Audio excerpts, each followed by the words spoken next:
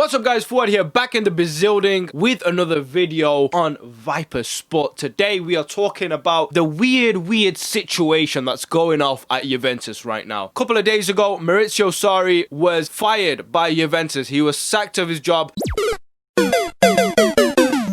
even though he won them the league title. It was a very close finish between Juventus and Inter Milan. It was a 1-point difference, but Juventus did clinch the title. And then they were kicked out of the Champions League straight up by Lyon. Even though they beat them in the second leg 2-1, Lyon won on aggregate and they went through to the next round. Juventus, however, eliminated, and that was enough for Juventus's board to go, you know what, lads? I'm not having this, all right? We got the likes of Cristiano Ronaldo, Dybala, and we got to go further in Champions League. You know, he was only there for a year, one season, and they've already sacked him. Now, what I'm about to say, I could be very contradictive because a similar situation happened at Chelsea, okay? He had a season at Chelsea. He did end up winning the Europa League. He left by choice and went over to Juventus. Apparently, he has family in Italy, obviously, so he wanted to be out there more than he wanted to be in London. So he didn't really get much time at Chelsea to show what he could have done. But I think the Juventus one is a lot more harsh. Guy won the league title in his first season back. Of course, he got eliminated in the Champions League, but you got to give someone time to sort of show what he's capable of. Anywho, that was one conversation in itself. And again, I might sound like I'm about to contradict myself, but I've got a point. Juventus have appointed Andrea Pirlo as their first team manager. Now, this guy was like dreamy to watch on the football pitch. I don't care who you support. This guy was the shiz, all right? The way he caressed the ball. I mean, that one penalty he scored against England,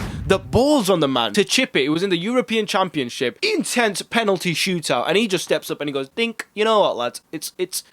It's casual to me. I've got this on locks. So we know how great of a player he was. He spent many years in Italy with both Milan clubs, with Juventus. So he knows Italian football very well. Here's the thing though. He's literally not managed anybody. Well, not really. He managed the under-23 Juventus squad, but guess for how many days? Barely any. He was appointed head coach of Series C club Juventus under-23s, the reserve side of his former club Juventus. Only 9 days later, following the dismissal of Maurizio Sarri, Perlow was appointed head coach of its first team instead, signing a 2-year contract. I mean, this guy literally got his pro license in August 2019. Now he's gone managing one of the biggest teams in Europe, one of the biggest teams in world football. Don't get me wrong though, his footballing brain is probably solid, one of the best around. He knows what he's talking about on the football pitch. But we've seen many a times that great players may not become great managers, and great managers aren't always great players. It doesn't always correlate like that. I mean, how would the job interview gone? Right, Andrea, obviously we know that the role is free as first team manager.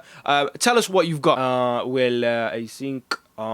great stuff, lad. You've got the job. I mean, that's literally how it must have gone, because the guy has no experience. Now, I know a lot of people will be like, well, Chelsea have Frank Lampard, who has minimum experience. Yes, but he was at Derby, who compete in a very competitive league in the Championship, and he did good with them. He got him to the playoff final, but he proved that he could manage a side and he could manage them well. And so far, Chelsea's proven to be all right. You know, we're going to give him time to improve as a manager, as a coach, as a leader. Of course, they're going to have to do that with Perlow. I'm going to give him, as not even a Juventus fan, but as someone who just watches football, time to show what he's got. It's going to be really exciting. If he can go and do a madness in Juventus the first year, it'll be crazy. Of course, he's got the support of the likes of Ronaldo and Dybala in that team. It's going to be interesting to see how he manages his squad. But let me know what you think. Was Andrea Pirlo the right move for Juventus to make him their manager, or was it just a terrible move? I'll catch you guys on the next one.